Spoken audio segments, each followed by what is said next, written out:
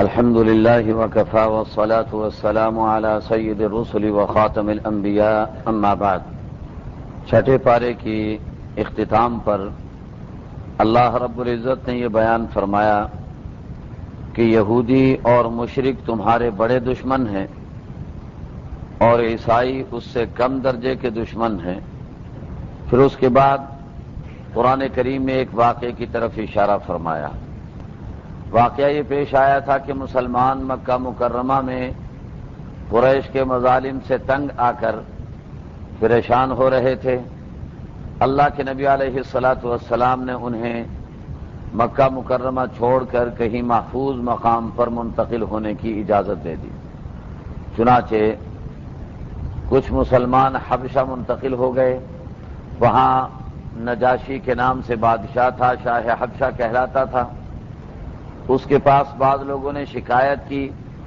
اور ان میں مکہ مکرمہ کے افراد بھی موجود تھے کہ مکہ مکرمہ کے چند اوباش اور غلط کار لڑکے آپ کے ملک میں آ گئے ہیں اور آپ کے ملک کے حالات کو خراب کر سکتے ہیں، لہذا آپ انہیں واپس کر دیں تاکہ مکے والے انہیں لے جائیں اور آپ کا ملک کسی قسم کے فساد اور بد امنی سے بچ سکے۔ شاہ حبشہ نے ان لوگوں کی بات پر توجہ دینے کی بجائے ان مسلمانوں کو بلا کر ان سے باز پرس کرنے اور تحقیق کرنے کا فیصلہ کر لیا۔ چنانچہ اس نے ان مسلمانوں کو بلوایا، ان سے گفتگو کی تو حضرت جعفر رضی اللہ عنہ جو حضور صلی اللہ علیہ وسلم کے چچا زاد بھائی بھی تھے، وہ بھی ان مہاجرین کے اندر داخل تھے۔ انہوں نے آگے بڑھ کر کے بادشاہ سے گفتگو کی اور اسے سورہ مریم کی قرآنی آیات تلاوت کر کے سنائیں، جن کے اندر اللہ رب العزت نے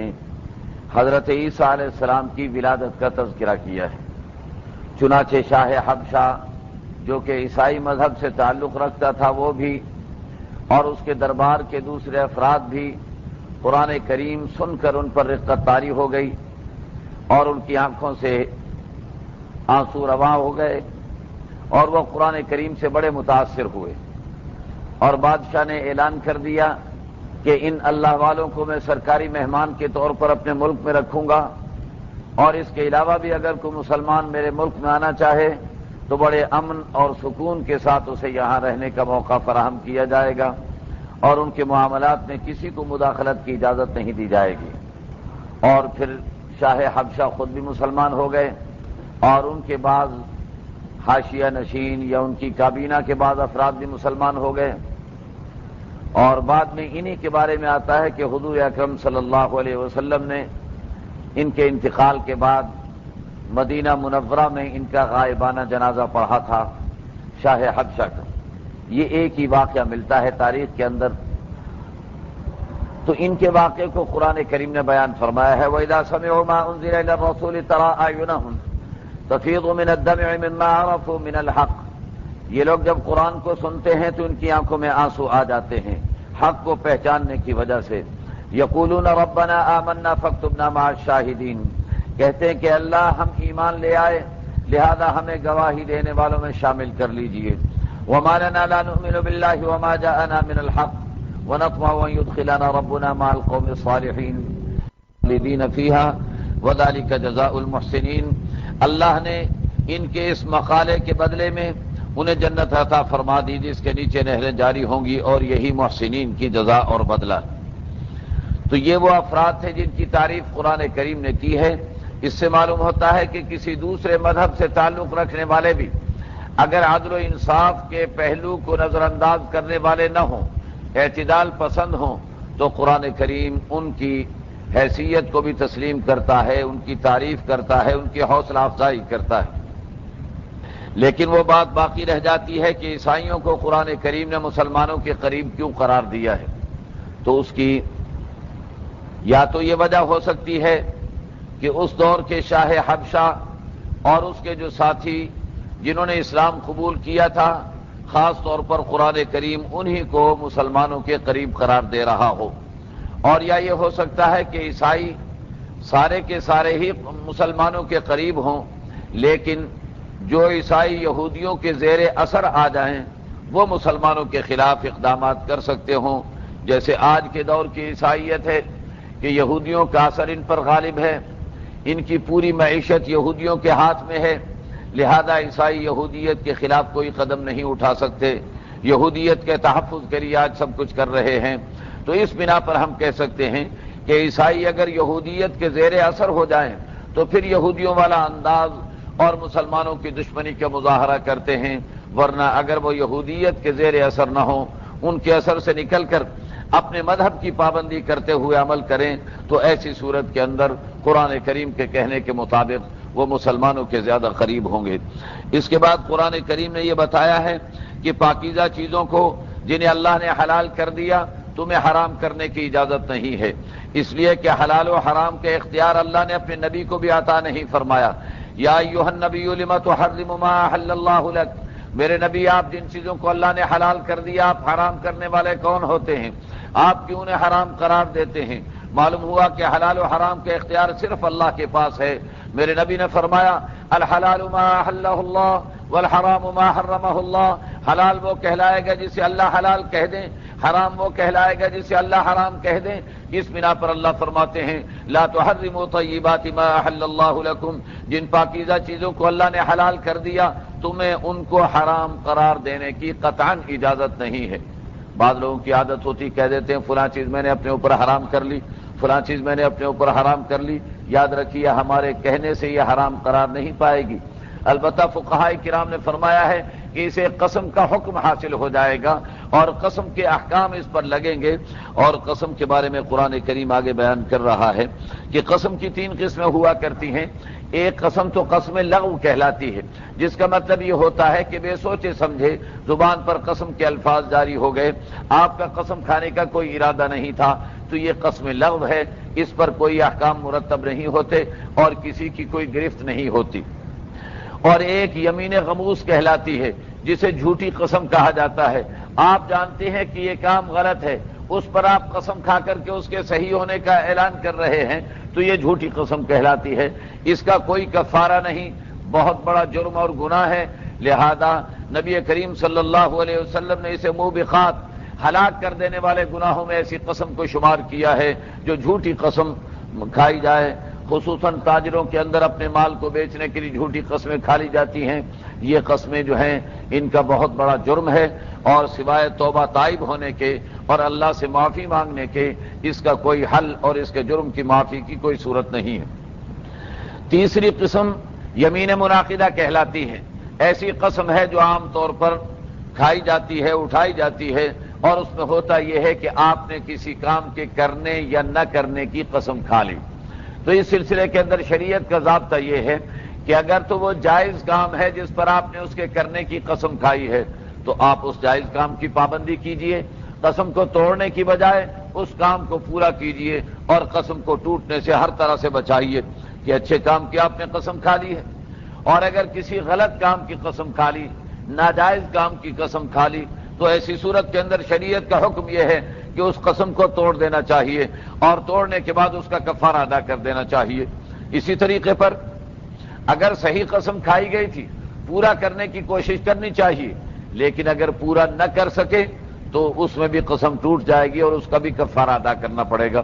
مثال کے طور پر کسی نے قسم کھا لی کہ میں روزانہ 100 رکعت نفل پڑھا کروں گا، بڑی اچھی قسم ہے، پڑھیے، اچھی بات ہے، نوافل پڑھیں گے، جتنے سجدے زیادہ کریں گے، جتنی عبادت زیادہ کریں گے اللہ کا قرب حاصل ہوتا چلا جائے گا۔ لیکن اگر کسی روز نہ پڑھ سکے 100 رکعت نفل تو قسم ٹوٹ جائے گی اور قسم کا کفارہ دینا پڑے گا۔ کفارہ جو ہے وہ قرآن کریم نے بیان فرمایا ہے، فَكَفَّارَتُهُ إِطْعَامُ 10 مَسَاكِينَ مِنْ أَوْسَطِ مَا تُطْعِمُونَ أَهْلِيكُمْ أَوْ كِسْوَتُهُمْ أَوْ تَحْرِيرُ رَقَبَةٍ۔ قرآن کریم یہ کہتا ہے کہ اس قسم کا کفارہ یہ ہوگا کہ یا 10 مسکینوں کو کھانا کھلا دیا جائے، یا 10 مسکینوں کو کپڑا پہنا دیا جائے، یا ایک غلام کو آزاد کر دیا جائے۔ اگر ان میں سے کچھ بھی میسر نہ ہو تو پھر یہ ہے کہ فَمَن لَّمْ يَجِدْ فَصِيَامُ 3 أَيَّامٍ، تو 3 دن کے روزے رکھ کر کے قسم کا کفارہ ادا کر لیا جائے۔ اس کے بعد قرآن کریم نے شراب اور جوئے کی حتم حرمت کا اعلان کیا، اور پھر اس کے بعد قرآن کریم نے یہ بتایا کہ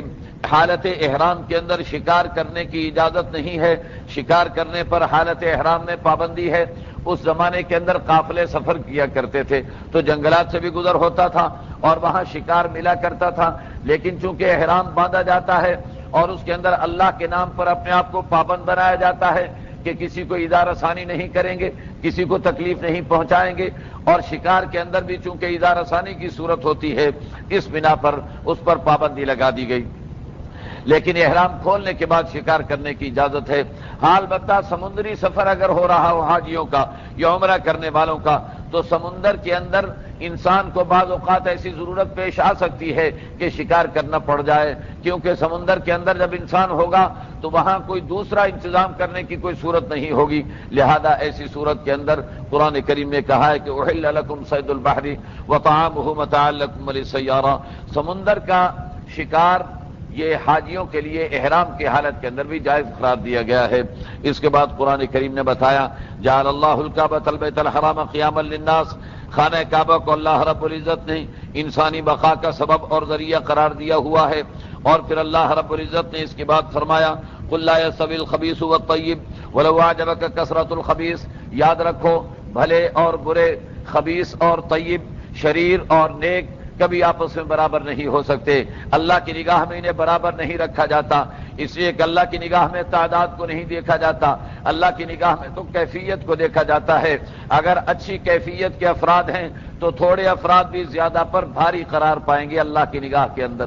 اس سے معلوم ہوا کہ دنیا کے اندر جو ضابطہ اور نظام چل رہا ہے جمہوریت کے عنوان سے، اور جمہوریت کا جو ضابطہ ہے کہ اس میں اکثریت کو پیش نظر رکھا جاتا ہے، افراد کو نہیں دیکھا جاتا، افراد جیسے بھی ہوں اکثریت کو دیکھا جاتا ہے۔ اگر 100 چوڑے چمار اکٹھے ہو جائیں اور اس کے بالمقابل 99 بڑے اسکالر اور بڑے دانشور اکٹھے ہو جائیں تو 100 چوڑے چمار جیت جائیں گے اور 99 دانشور ہار جائیں گے، لیکن اسلام کہتا ہے، قرآن کہتا ہے کہ یہ ظالمانہ قانون ہے، اس لیے کہ خبیث اور طیب برابر نہیں ہو سکتے، طیب کی اہمیت زیادہ ہوا کرتی ہے۔ جمہوریت وہ طرز حکومت ہے کہ جس میں بندوں کو گنا کرتے ہیں، تولا نہیں کرتے، بندوں کی رائے کا وزن نہیں دیکھا جاتا، بس گنتی کی جاتی ہے کہ کہاں زیادہ آ گئے اور کس طرف اکثریت آ گئی۔ قرآن کریم یہاں بھی اس کی تردید کرتا ہے اور آگے بھی جا بجا اس نظریے کی تردید کرے گا۔ قرآن کریم یہ کہتا ہے صاحب رائے اور تجربہ کار افراد،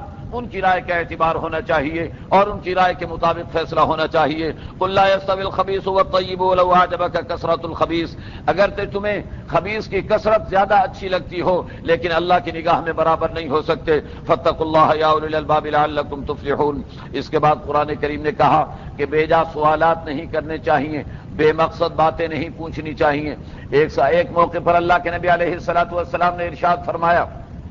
کہ مجھ سے جو بھی پوچھو گے میں تمہیں بتاؤں گا۔ ایک صاحب کہنے لگے بتائیے میرے والد کون ہیں؟ اللہ کے نبی علیہ السلام تو وحی سے بات کرتے تھے، آپ نے فرمایا کہ جو تیرا باپ مشہور ہے وہ نہیں ہے، تیرا باپ تو فلاں شخص ہے، تیری والدہ نے زمانہ جاہلیت میں زنا کیا تھا، اس سے تو پیدا ہوا ہے۔ اب جب یہ جواب ملا تو وہ پریشان ہو گیا اور اس کے دل کے اندر بڑی اسے تکلیف پہنچی اس جواب سے، تو قرآن کریم نے کہا کہ ایسی باتیں پوچھتے ہی کیوں ہو جس کے جواب سے تمہیں تکلیف پہنچے۔ اس لیے سوال کرتے وقت انسان کو سوچ لینا چاہیے اور سوچ سمجھ کر کے سوال کرنا چاہیے۔ یا ایھا الذین آمنوا لا تسألوا عن اشیاء ان تبد لکم تسؤکم، اے ایمان والو ایسی چیزوں کے بارے میں سوال نہ کرو کہ اگر تمہیں بتایا گیا تو پھر تمہیں برا لگے گا اور تمہیں اس سے تکلیف پہنچے گی۔ عفا اللہ عنہا واللہ غفور حلیم۔ اور پھر قرآن کریم نے بتایا ما جعل اللہ من بحیرۃ ولا سائبۃ ولا وصیلۃ ولا حام ولکن الذین کفروا یفترون علی اللہ الکذب۔ زمانہ جاہلیت کا ایک طریقہ تھا کہ جانوروں کے بارے میں مخصوص قسم کے ان کے خیالات پائے جاتے تھے۔ بعض جانوروں کو انہیں کان چھید کر کے چھوڑ دیا جاتا تھا، بعض جانوروں کے بارے میں بعض ماداؤں کو اگر وہ 10 بچے دے دے تو انہیں آزاد کر دیا جاتا تھا، اور بعض نر ایسے ہوتے تھے کہ وہ اگر 10 سے زیادہ اونٹنیوں کو حاملہ بنا دیں تو اسے بھی آزاد کر دیا جاتا تھا۔ یہ اس قسم کے ان کے خیالات تھے، ان کو مقدس خیال کرتے تھے، تصور کرتے تھے۔ قرآن کریم کہتا ہے کہ اسلام میں ایسا کوئی تصور نہیں پایا جاتا ہے۔ بحیرہ، صائبہ، وصیلہ، حام، یہ جو مختلف جانوروں کی اقسام ہیں، شریعت نے ان کے بارے میں کوئی حکم نہیں دیا گیا ہے، یہ کافروں نے اپنی طرف سے من گھڑت خیالات بنا رکھے ہیں۔ وَإِذَا قِيلَ لَهُمْ تَعَالَوْا إِلَىٰ مَا أَنزَلَ اللَّهُ وَإِلَى الرَّسُولِ قَالُوا حَسْبُنَا مَا وَجَدْنَا عَلَيْهِ آبَاءَنَا، ان سے کہا جاتا ہے کہ اللہ اور اس کے رسول کی بات ماننے کے لیے آ جاؤ تو وہ کہتے ہیں کہ صاحب ہم تو اپنے آبا و اجداد کی بات مانیں گے، ہم رسول کی بات کو نہیں مانیں گے۔ قرآن کہتا ہے وَلَوْ كَانَ آبَاؤُهُمْ لَا يَعْلَمُونَ شَيْئًا وَلَا يَهْتَدُونَ، کیا ان کے والدین، ان کے آبا و اجداد اگر بے علم ہوں، بے عقل ہوں، پھر بھی یہ انہی کے پیچھے چلیں گے اور انہیں کے طریقے کو اختیار کریں گے؟ یاد رکھیے یہاں ایک بات مد نظر رکھنے کی ہے، اس سے پہلے ابتدا کے اندر، پہلے پارے کے اندر آپ حضرات سن چکے ہیں، وہاں پر اللہ رب العزت نے بتایا کہ ابراہیم علیہ السلام نے اپنی اولاد سے یہ عہد دیا تھا کہ تم ہمارے طریقے پر، اپنے آبا و اجداد کے طریقے پر چلتے رہو گے، اور یہاں قرآن مذمت کر رہا ہے آبا و اجداد کے طریقے پر چلنے کی۔ تو اس میں بنیادی فرق سمجھنے کی ضرورت ہے۔ اگر آبا و اجداد حق پر چلنے والے ہیں، راہ راست پر چلنے والے ہیں، تو ان کی تقلید کرنا، ان کی اتباع کرنا محمود و مطلوب ہے، اور اگر آبا و اجداد غلط طریقے پر چلنے والے ہیں، ناجائز راستے کو اختیار کرنے والے ہیں، تو ان کی اتباع کرنا اور ان کی تقلید کرنا مذموم اور ناپسندیدہ ہے۔ یہی فرق ان دونوں باتوں کے اندر قرآن کریم بیان کر رہا ہے۔ اس کے بعد قرآن کریم نے بتایا کہ ایمان والو علیکم انفسکم، اپنے آپ کو دین کا پابند بنا کر کے رکھو، لا یضرکم من ضل اذا اهتدیتم، اگر تم راہ راست پر رہے تو گمراہ ہونے والے لوگ تمہارا کچھ نہیں بگاڑ سکیں گے۔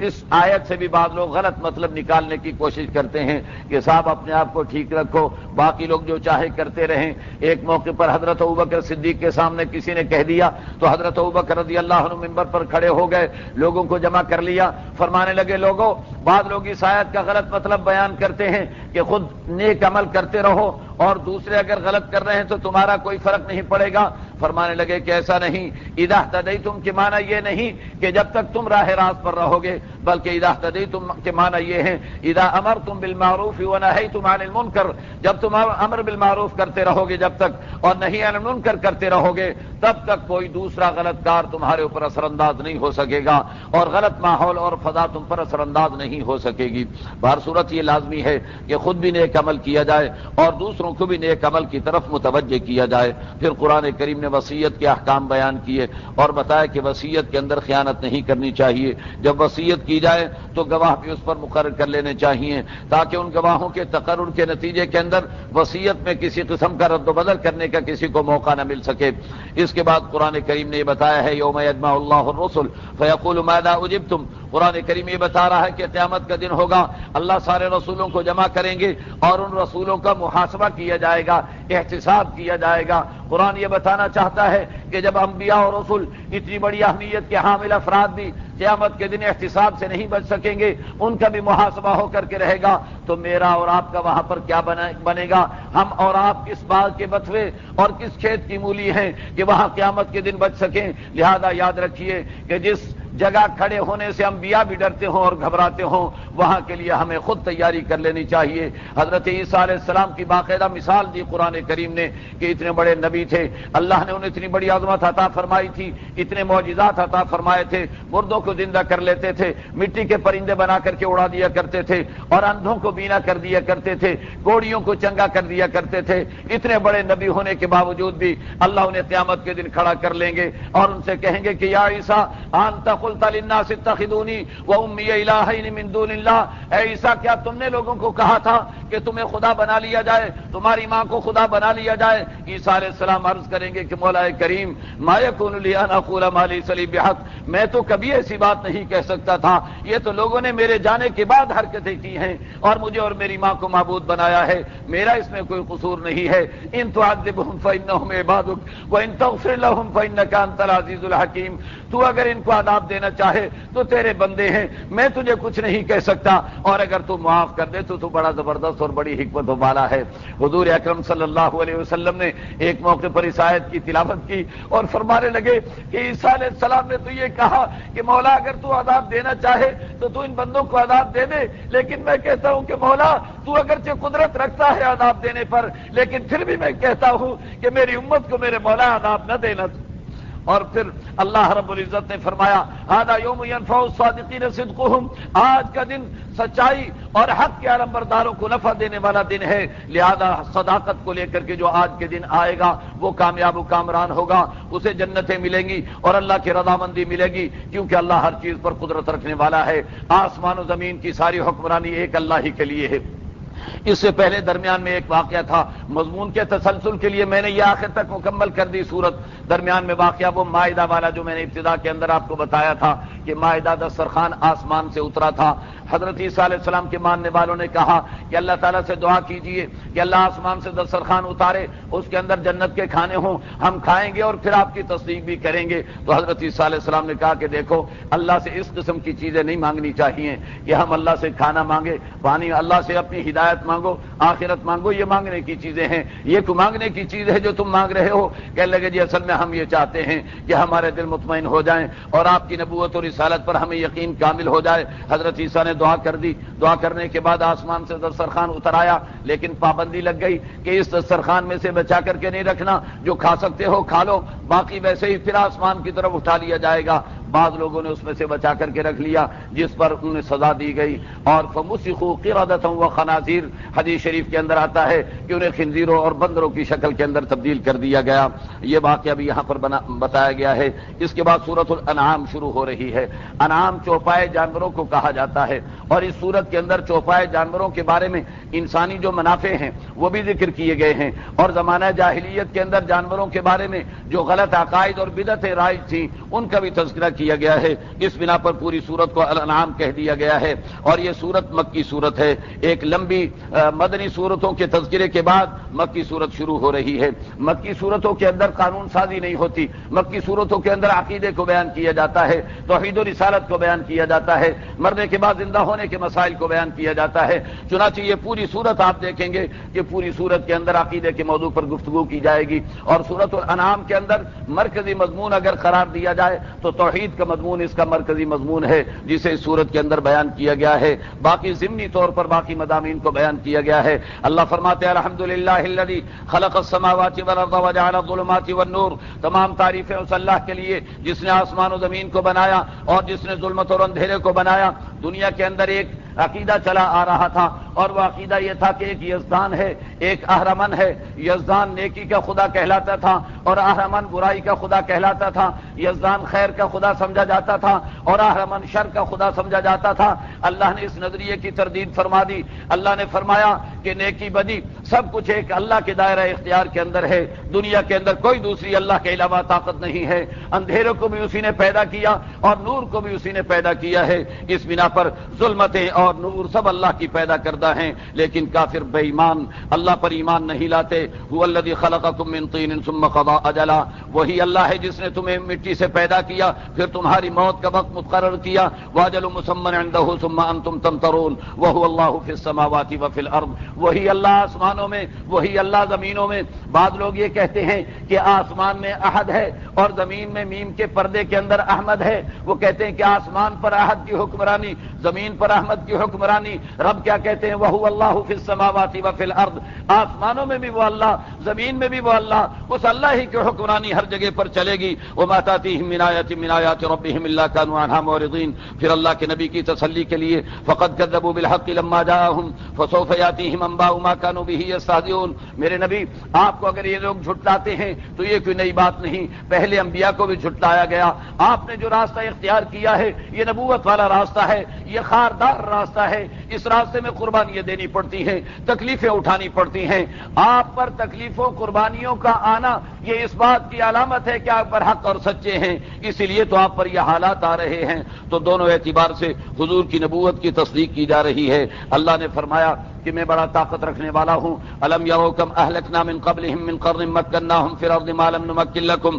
وارسلنا السماء علیہم مدرارا وجعلنا الانہار تجری من تحتہم فاہلکناہم بذنوبہم وانشانا من بعدہم قرنا آخرین۔ اللہ فرماتے ہیں میں اگر کسی کو ہلاک کرنا چاہوں تو مجھ سے بچ کر کوئی نہیں نکل سکتا۔ اگر یقین نہیں آتا تو دنیا میں چل پھر کر کے دیکھ لیجئے کتنی قوموں کو ہم نے تباہ کیا، ہلاک کیا، وہ قومیں میرا کچھ نہیں بگاڑ سکی، میں نے انہیں تباہ اور ہلاک کر دیا تھا اور ان کے بعد دوسری قوموں کو ان کی جگہ پر پیدا کر دیا تھا۔ اس لیے قریش مکہ کو یہ دھمکی دی جا رہی ہے کہ اگر تم بھی اللہ کے منکر بنے رہے اور نبی کی نبوت کا انکار کرتے رہے تو یاد رکھو اللہ کا کچھ نہیں بگاڑ سکو گے اور اللہ کا عذاب تم پر بھی آ کر کے رہے گا۔ وَلَوْ نَزَّلْنَا عَلَيْكَ كِتَابًا فِي قِرْطَاسٍ۔ اب صورتحال یہ کہ مشرکین مکہ نے دو مطالبے کیے تھے۔ ایک مطالبہ تو یہ تھا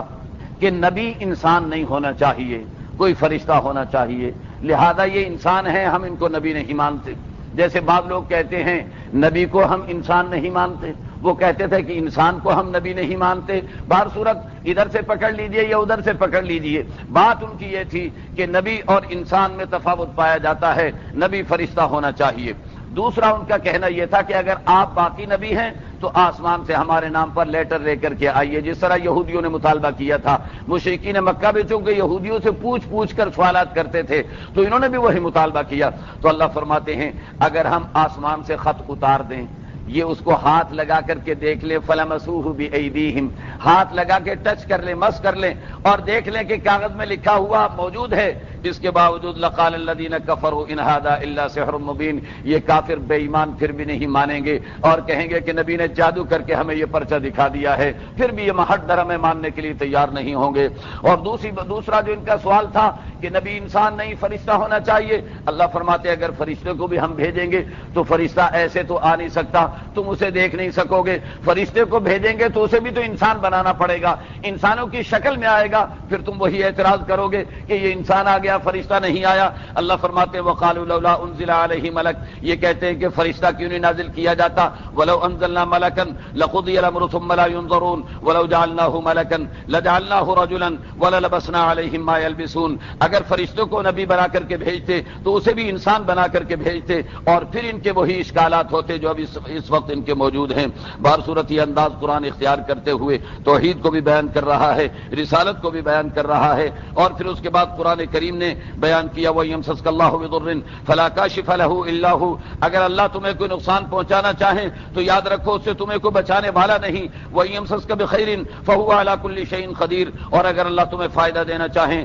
تو یاد رکھو اللہ بڑی قدرت والے ہیں، اللہ کو کوئی روکنے والا نہیں ہے۔ قُلْ أَيُّ شَيْءٍ أَكْبَرُ شَهَادَةً، ایک دفعہ مشرکین مکہ آئے اور آ کر کے کہنے لگے کہ بتائیے آپ کا گواہ کون ہے، آپ کی نبوت پر گواہی دینے والا کون ہے؟ سرکار کالی کملی والے نے فرمایا کہ میری نبوت پر گواہی تو اللہ دیتے ہیں۔ قرآن آ گیا قُلْ أَيُّ شَيْءٍ أَكْبَرُ شَهَادَةً، آپ ان سے پوچھئے تو صحیح بڑی گواہی کس کی ہو سکتی ہے؟ قُلِ اللَّهُ شَهِيدٌ بَيْنِي وَبَيْنَكُمْ، آپ کہہ دیجئے کہ اللہ ہی گواہ ہے ہمارے اور تمہارے درمیان میں۔ اور پھر اس کے بعد قرآن کریم نے یہ بتایا الَّذِينَ آتَيْنَاهُمُ الْكِتَابَ يَعْرِفُونَهُ كَمَا يَعْرِفُونَ أَبْنَاءَهُمْ، جنہیں کتاب دی گئی ہے وہ نبی کو ایسے جانتے ہیں جیسے اپنی اولاد کو جانا کرتے ہیں، لیکن پھر بھی جو جھوٹ بولے اللہ کہتے ہیں وہ بڑا ظالم ہے۔ پھر اللہ نے قیامت کا تذکرہ کیا اور یہ بتایا کہ مشرکین وہاں پر اپنے معبودوں کا انکار کر بیٹھیں گے، لیکن اللہ کہتے ہیں انظر کیف کذبوا علی انفسہم، میرے نبی دیکھیے تو صحیح قیامت میں یہ کیسے انکار کرنے لگ جائیں گے۔ وضل عنہم ما کانوا یفترون، اور دنیا کے اندر جو من گھڑت جو جھوٹ تراشا کرتے تھے وہ سارے کا سارا ان کے ہاتھ سے نکل جائے گا۔ اور پھر اس کے بعد اللہ تعالیٰ فرماتے ہیں کہ ان کا حال تو یہی رہے گا کیونکہ یہ ہٹ دھرم لوگ ہیں، لیکن آپ اگر یہ چاہتے ہیں، حضور اکرم صلی اللہ علیہ وسلم کی خواہش یہ ہوتی تھی کہ اللہ تعالیٰ وہ نشانیاں دکھا کیوں نہیں دیتے جن کا یہ مطالبہ کر رہے ہیں۔ جیسے آج ہم لوگوں کی یہ خواہش ہے کہ اللہ آسمان سے فرشتے اتار کر کے اور کافروں کو مار ڈالیں اور ہم بچ جائیں اور ہمیں نجات مل جائے۔ اللہ کے نبی کی بھی خواہش یہ تھی کہ اللہ کے لیے نشانی دکھانا کون سا مشکل کام ہے۔ اللہ رب العزت اس کا جواب دے رہے ہیں کہ اللہ کے لیے نشانی دکھانا تو کوئی مشکل نہیں ہے، لیکن نشانی آنے کے بعد بھی پھر اگر یہ نہیں مانیں گے تو میں سب کو ہلاک کر کے رکھ دوں گا، اور میں سب کو ہلاک نہیں کرنا چاہتا، میرے نبی یہ تیری قوم ہے۔ آگے آ رہا ہے سورہ انفال کے اندر یہ بات آ رہی ہے کہ اے نبی یہ آپ کی قوم ہے، آپ کے اعزاز کے اندر میں آپ کی قوم کو چھوڑ رہا ہوں اور میں انہیں موقع فراہم کر رہا ہوں کہ آج نہیں تو کل یہ ایمان لے آئیں گے اور ایمان لانے کے بعد اپنے آپ کو جہنم سے بچا کر جنت میں جانے والے بن جائیں گے۔ لیکن اگر آپ زیادہ ہی پریشان ہو رہے ہیں تو یاد رکھیے قد نعلم انه ليحزنك الذي يقولون فانهم لا يكذبونك ولكن الظالمين بآيات الله يجحدون، میرے نبی یہ جو آپ کے خلاف باتیں کرتے ہیں تو یہ در حقیقت اس سے اگرچہ آپ کی دل آزاری ہوتی ہے، آپ کا دل تو دکھتا ہے، لیکن یہ آپ کے مخالف نہیں، میرے مخالف ہیں اصل میں، اس لیے کہ جب تک حضور علیہ السلام 40 سال کی عمر ہو گئی کسی نے آپ کی مخالفت نہیں کی، جیسے ہی قرآن سنانا شروع کیا سارے مخالف ہو گئے، تو پتہ چلا کہ ان کی دشمنی تو قرآن سے ہے، ان کی دشمنی اللہ کے نبی سے کوئی نہیں تھی۔ اللہ نے کہا کہ میرے نبی یہ تو آپ کو نہیں جھٹلاتے، یہ در حقیقت مجھے جھٹلا رہے ہیں، اس بنا پر آپ اس بات سے پریشان نہ ہوں۔ پھر اس کے بعد قرآن کریم نے یہ کہا ہے کہ وہ انکان کبر علیک اعراضهم، اگر آپ کو ان کا اعراض ناپسند لگ رہا ہے کہ یہ اسلام میں کیوں نہیں آتے، آپ انہیں زبردستی لانا چاہتے ہیں تو پھر ٹھیک ہے، فإن استطعت أن تبتغي نفقا في الأرض أو سلما في السماء فتأتيهم بآية، یہ جن نشانیوں کا مطالبہ کر رہے ہیں میں نے تو نہ اتارنے کا فیصلہ کر رکھا ہے، آپ اگر ان کو دکھانا ہی چاہتے ہیں تو پھر زمین میں کوئی سرنگ کھود لیجئے، آسمان پہ سیڑھیاں لگا کر کے چڑھ جائیے اور وہ نشانی ان کو لا کر کے دکھا دیجئے، یہ پھر بھی نہیں مانیں گے، اس بنا پر انہیں نشانیاں دکھانا بیکار ہے۔ وَلَوْ شَاءَ اللَّهُ لَجَمَعَهُمْ عَلَى الْهُدَىٰ فَلَا تَكُونَنَّ مِنَ الْجَاهِلِينَ، اللہ اگر چاہتے تو ان کو ہدایت پر جمع فرما سکتے تھے، لیکن اللہ زبردستی کسی کو ہدایت نہیں دیا کرتے، یہ انسان کا اپنا فعل ہے کہ وہ ہدایت کے لیے اپنے آپ کو تیار کیا کرتا ہے۔ اس کے بعد اللہ رب العزت نے توحید کے بعد دلائل کو بیان فرمانے کے بعد یہ فرمایا کہ پہلی قوموں پر اللہ کا عذاب آیا، لیکن اللہ کے عذاب سے بھی وہ متوجہ نہ ہوئے، اور پھر اللہ نے ان پر مالی فراوانی عطا کی، پھر بھی وہ متوجہ نہ ہوئے، تو اللہ فرماتے ہیں فَلَمَّا نَسُوا مَا ذُكِّرُوا بِهِ حَتَّىٰ إِذَا فَرِحُوا بِمَا أُوتُوا، اللہ کی عطا پر جب خوش ہونے لگ گئے، أَخَذْنَاهُمْ بَغْتَةً فَإِذَا هُمْ مُبْلِسُونَ، انہیں اچانک ہم نے ایسا پکڑا کہ وہ مبہوت ہو کر کے رہ گئے، اور پھر ظالموں کا نام و نشان ہم نے مٹا کر کے رکھ دیا۔ اسی طریقے پر توحید کے واقعات اور توحید کے دلائل چلے آ رہے ہیں۔ پھر حضرت ابراہیم علیہ السلام کا واقعہ اللہ ذکر فرما رہے ہیں کہ ابراہیم علیہ السلام کا قوم سے مقابلہ ہوا، مناظرہ ہوا، اور قوم ستارہ پرست تھی، نجوم پرست تھی، ستاروں کو خدا مانتی تھی، لہذا ابراہیم علیہ السلام نے کہا کہ ستارے بھی ڈوبنے والے، چاند بھی ڈوبنے والا، سورج بھی ڈوبنے والا، جو غروب ہو جائے وہ محتاج ہوتا ہے اور محتاج خدا نہیں بن سکتا، اس بنا پر چاند، ستارے، سورج کبھی خدا نہیں بن سکتے۔ اور یاد رکھو انی وجہت وجہی للذی فطر السماوات والارض حنیفا، وہ ابراہیم علیہ السلام کی جو ناز و انداز والی ادا ہے اور ابراہیم علیہ السلام کی جو امتیازی خوبی ہے قرآن اسے بیان کر رہا ہے۔ ابراہیم علیہ السلام نے کیا کہا؟ انی وجہت وجہی للذی فطر السماوات والارض حنیفا، میری قوم میں سب کو چھوڑ کر ایک اللہ کی طرف اپنا رخ کر رہا ہوں، اللہ کی طرف متوجہ ہو رہا ہوں، جس اللہ نے آسمان و زمین کو بنایا ہے میں مشرک نہیں ہوں۔ اور پھر اللہ فرماتے ہیں کہ ابراہیم علیہ السلام جو اس بحث کے اندر کامیاب ہوئے تو اصل میں ہم نے انہیں تعلیم دی تھی اور اس بحث کے اندر انہیں کامیابی کی۔ اور پھر اس کے بعد اللہ رب العزت نے فرمایا الذین آمنوا ولم یلبسوا ایمانهم بظلم اولئک لهم الامن وهم مهتدون، ایمان والے جو اپنے ایمان کے ساتھ شرک کو شامل نہیں کریں گے ایسے لوگوں کو جنت سے امن دیا جائے گا۔ ظلم کے معنی یہاں پر شرک کے ہیں، وَتِلْكَ حُجَّتُنَا آتَيْنَاهَا إِبْرَاهِيمَ عَلَىٰ قَوْمِهِ۔ پھر اس کے بعد قرآن کریم نے انبیاء کا تذکرہ شروع کر دیا، اور یہ بھی قرآن کا مخصوص انداز ہے۔ کبھی تو جب قرآن تفصیل پر آ جاتا ہے تو ایک ہی واقعے کے اندر ایک ہی نبی کے حالات پہ پوری صورت اتار دیتا ہے۔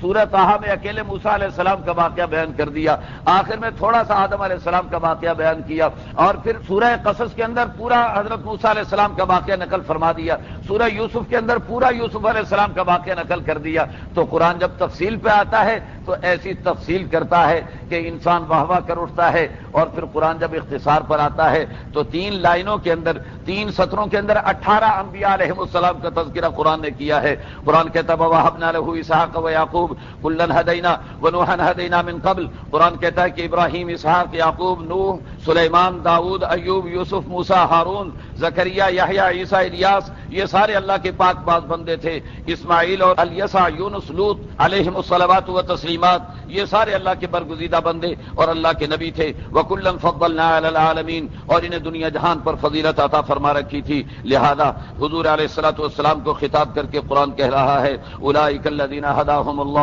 فَبِهُدَاهُمْ مُقْتَدِي، ان سب انبیاء کو اللہ نے ہدایت دے رکھی تھی، آپ بھی ان کے طریقے کی اتباع کریں۔ قُل لَّا أَسْأَلُكُمْ عَلَيْهِ أَجْرًا إِنْ هُوَ إِلَّا ذِكْرَىٰ لِلْعَالَمِينَ، آپ کہہ دیجئے کہ میں تم سے کسی تنخواہ کا مطالبہ نہیں کرتا، کسی مزدوری کا مطالبہ نہیں کرتا، میں جو قرآن سنا رہا ہوں یہ دنیا جہان والوں کے لیے ہدایت کے طور پر اور نصیحت کے طور پر سنا رہا ہوں۔ پھر اس کے بعد قرآن کریم نے توحید کے بعد دلائل کو ذکر فرمایا ہے، اور ان میں خاص طور پر قرآن کریم نے بتایا کہ گٹھلی کو بھی اللہ پھاڑتے ہیں، دانے کو بھی اللہ پھاڑتے ہیں، اور اس میں سے اللہ درخت اور پودے نکالتے ہیں۔ یخرج الحی من المیت، مردہ سے زندہ کو نکال دیتے ہیں، زندہ سے مردہ کو نکال دیتے ہیں، مرغی سے انڈا پیدا کر دیتے ہیں اور انڈے سے مرغی پیدا کر دیتے ہیں، اور اگر روحانی اعتبار سے دیکھا جائے تو کافر کے گھر میں ایمان والا پیدا کر دیتے ہیں اور ایمان والے کے گھر میں بے ایمان پیدا کر دیتے ہیں۔ اللہ فرماتے ہیں وہی زندہ سے مردہ کو نکالتا ہے اور مردہ سے زندہ کو نکالتا ہے۔ दिन को निकालने वाला भी वही है, रात को बनाने वाला भी वही है,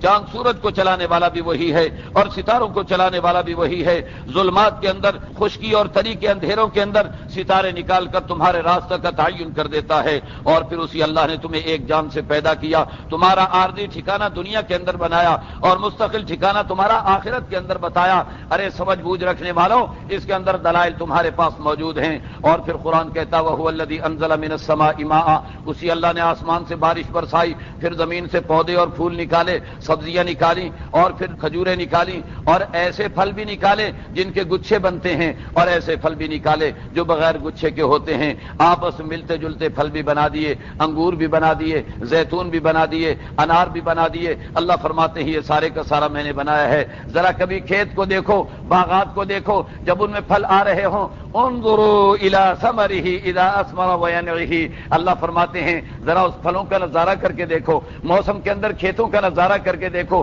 कैसे खूबसूरत लगते हैं। अल्लाह फरमाते हैं इन्न फी ज़ालिका लआयातिन लिक़ौमिन युमिनून, इसमें ईमान वालों के लिए निशानियां मौजूद हैं। वजअलू लिल्लाहि शुरका अल जिन, इन लोगों ने अल्लाह का शरीक जिन्नात को करार दे दिया। व खलक़हुम व खरक़ू लहू बनीना व बनातिन बिग़ैरि इल्म, हालांकि अल्लाह ने जिन्नात को पैदा किया, अल्लाह के लिए औलाद भी इन्होंने साबित कर डाली, हालांकि अल्लाह इससे बिल्कुल पाक साफ हैं। फिर कुरान करीम ने कहा कि ये जिन निशानियों का मुतालबा करते हैं, पहले तो कुरान ने ये कहा कि मेरे नबी इनके माबूदा ने बातिल को आप बुरा न कहें, वरना याद रखिए आपके माबूद हकीकी अल्लाह को ये बुरा कहेंगे। बड़ा जबरदस्त ज़ाब्ता कुरान ने बयान फरमाया है कि अगर किसी बातिल मजहब वाले से गुफ्तगू करनी हो तो उसके मजहब की बुराई नहीं, दलाइल के जरिए उसकी तरदीद कीजिए, दलाइल की रोशनी के अंदर उसकी तरदीद होनी चाहिए। कुरान ये कहता है कि ये दलाइल मांगते हैं और कस्में खा करके कहते हैं कि अगर दलील जाहिर हो गई तो हम ईमान ले आएंगे। कुरान कहता है कि हम तो दलील जाहिर कर सकते हैं, लेकिन इस बात की क्या जमानत रह जाती है कि ये बाकी ईमान ले आएंगे। ये ईमान चूंकि नहीं लाएंगे,